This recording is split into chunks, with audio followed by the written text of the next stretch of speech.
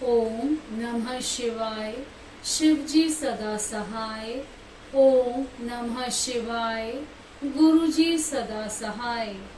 योग्य शिष्य के आचार्य पद पर अभिषेक का वर्णन तथा संस्कार के विविध प्रकारों का निर्देश।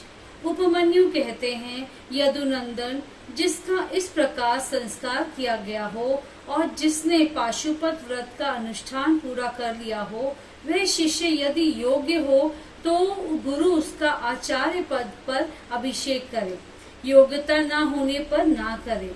इस अभिषेक के लिए पूर्वतः मंडल बनाकर परमेश्वर शिव की पूजा करें।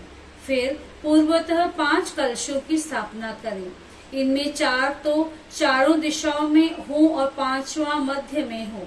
पूर्व वाले कलश पर निर्वृत्ति कला का, पश्चिम वाले कलश पर प्रतिष्ठा कला का, दक्षिण कलश पर विद्या कला का, उत्तर कलश पर शांति कला का और मध्यवर्ती कलश पर शांत्यतीता कला का न्यास करके उनमें रक्षा आदि का विधान करके धेनु मुद्रा बांधकर कलशों को अभिमंत्रित करके पूर्वतः पूर्णाहुति पर्यंत होम करें। फिर नंगे सिर शिष्य को मंडल में ले आकर गुरु मंत्रों का तर्पण आदि करें और पूर्णाहुति पर्यंत हवन एवं पूजन करके पूर्वतः देवेश्वर की आज्ञा ले शिष्य को अभिषेक के लिए ऊंचे आसन पर बिठाएं। पहले सकलीकरण की क्रिया करके पंचकला रूपी शिष्य के शरीर में मंत्र का न्यास करें। फिर उस शिष्य को बांधकर शिव को सौंप दें। तदंतर निर्वृत्ति कला आदि से युक्त कलशों को क्रमश उठाकर शिष्य का शिव मंत्र से अभिषेक करें। अंत में मध्यवर्ती कलश के जल में अभिषेक करना चाहिए। इसके बाद शिव भाव को प्राप्त हुए आचार्य शिष्य के मस्तक पर शिव हस्त रखें और उसे शिवाचार्य की संज्ञा दें। तदंतर उसको वस्त्राभूषणों से अलंकृत करके शिव मंडल में महादेव जी की आराधना करके 108 आहुति एवं पूर्णाहुति दें।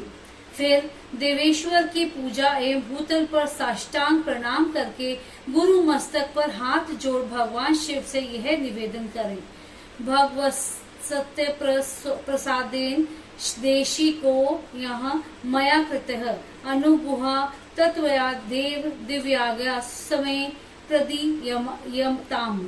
भगवान, आपकी कृपा से मैंने इस योगी शिष्य को आचार्य बना दिया है देव।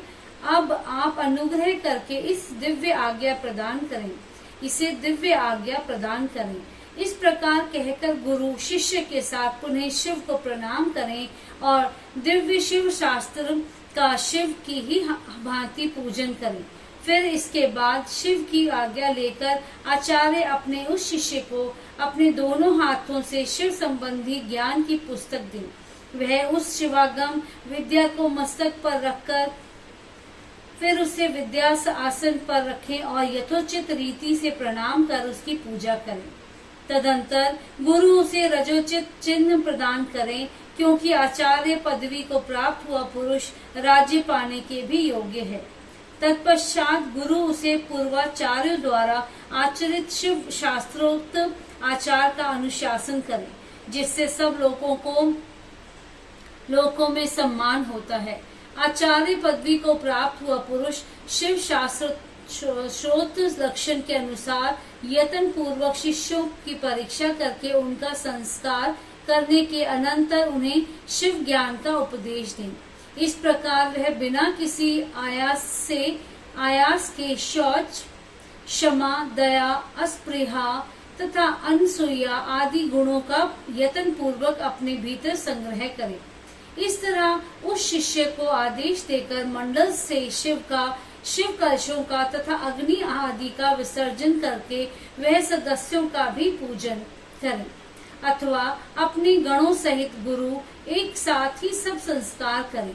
जहाँ 2 या 3 संस्कारों का प्रयोग करना हो, वहाँ के लिए विधि का उपदेश किया जाता है। वहाँ आदि में ही आध्व शुद्धि प्रकरण में कहे अनुसार कलशों की स्थापना करें। अभिषेक के सिवा समयाचार दीक्षा के सब कर्म करके शिव का पूजन और अध्वशोधन करें। अधम शुद्धि हो जाने पर फिर महादेव जी की पूजा करें। इसके बाद हवन और मंत्र तर्पण करके दीपन कर्म करें तथा महेश्वर की आज्ञा ले शिष्य के हाथ में मंत्र समर्पण पूर्वक शेष कार्य पूर्ण करें अथवा संपूर्ण मंत्र संस्कार का क्रमशः अनुचिंतन करके गुरु अभिषेक पर्यंत अद्वैत शुद्धि का कार्य संपन्न करें। वहाँ शांति तीता आदि कलशों के लिए जिस विधि का अनुष्ठान किया गया है वे सारा विधान 3 तत्वों की शुद्धि के लिए भी कर्तव्य है।